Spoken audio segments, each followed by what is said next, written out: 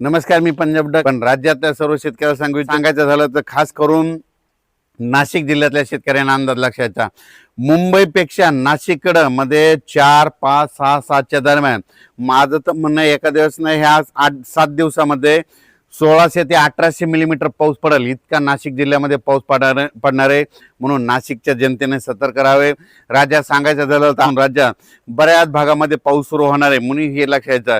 त्याच्यानंतर कोल्हापूरपासून ते इकडं पालघरपर्यंत कोकणपट्टीकडे आज पाऊस सक्रिय होईल आणि त्याच्यामुळे काय होईल, राज्यामध्ये सक्रिय पाऊस सुरू झाल्याच्या नंतर सरी सुरू होणार आहेत म्हणून हे अंदाज लक्षात. असं झालं तर मग अतिमुसळधार पाऊस कुठं पडणार आहे? मुंबईकडे पडणार आहे. मुंबईपेक्षा जास्त नाशिक जिल्ह्यात पाऊस पडणार आहे. धुळे जिल्हा, संभाजीनगर, अहिल्यानगर, अकोले, संगमनेर, ओझर, विघ्नर, तसंच हे असा पाऊस काय होणार आहे. इकडे जळगाव जिल्हा, बुलढाणा जिल्हा, अकोला जिल्हा, अमरावती जिल्हा, त्याच्यानंतर वर्धा, नागपूर, भंडारा, चंद्रपूर, यवतमाळ, इकडे नांदेडच्या पट्ट्यामध्ये, यवतमाळच्या पट्ट्यामध्ये ह्या 4 दिवसामध्ये 4 ते 8च्या दरम्यान अतिमुसळधार पाऊस पडणार आहे. कुठं मुसळधार पडणार आहे, काही ठिकाणी रिमझिम पडणार आहे म्हणून हे अंदाज लक्षात येतात. उर्वरित राज्यात मात्र सगळीकडे पाऊस पडणार आहे आणि सर्व शेतकऱ्याची पेरणी होणार आहे म्हणून हे देखील सर्व शेतकऱ्यांनी लक्षात घ्यायचं. राज्यातल्या सर्व शेतकऱ्याला सांगू इच्छितो की सातारा जिल्हा, सांगलीकडे देखील, सोलापूर जिल्हा, बीड जिल्हा, त्याच्यानंतर धाराशिव जिल्हा, लातूर जिल्हा, परभणी जिल्हा, जालना जिल्हा, नांदेड जिल्हा, हिंगोली जिल्हा, वाशिम जिल्हा ह्या भागामध्ये आज काय होणार आहे, दुपारनंतर चांगला सरी सुरुवात होणार आहे. ज्या शेतकऱ्यांची पेरणी नाही झाली ही 8 दिवसामध्ये 8 तारखेपर्यंत पाऊस पडणार आहे, त्या शेतकऱ्याच्या देखील पेरण्या होणार आहेत म्हणून हे अंदाज लक्षात यायचा.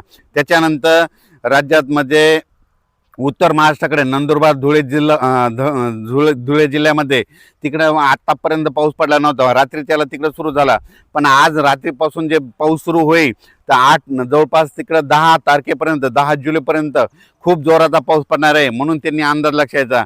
अतिवृष्टी होणार आहे धुळे जिल्ह्यात, नंदुरबार जिल्ह्यात संपूर्ण तळे भरून जातील म्हणून हा अंदाज सर्व शेतकऱ्यांनी लक्षात यायचा. इकडं पुण्याकडं तिकडल्या कोकण घाटमाथ्यावर पाऊस पडणार आहे, त्याच्यामुळे कोयना धरणाला देखील या पावसामध्ये पाणी येणार आहे म्हणून हे त्यांनी देखील लक्षात द्यायचं.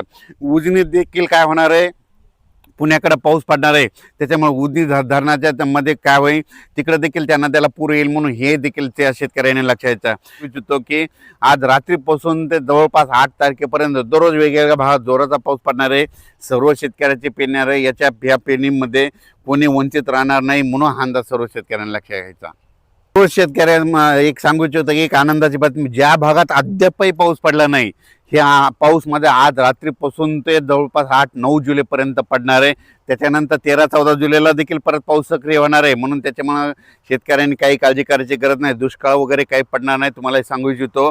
पण एक सगळ्यात महत्त्वाचं, नाशिक, मुंबई आणि उत्तर महाराष्ट्रातले नंदुरबार, धुळे, जळगाव जिल्ह्यातल्या आणि अहिल्यानगर ह्या ते शेतकऱ्याला सांगू इच्छितो की नाशिककडं मात्र खूप अतिमुसळधार पाऊस पडणार आहे म्हणून नाशिकच्या नदीकाठच्या लोकांनी सतर्क राहायचे, आपल्या पाळीव प्राण्याची काळजी घ्यायची म्हणून हे अंदाज सर्व शेतकऱ्यांना लक्षात घ्यायचा.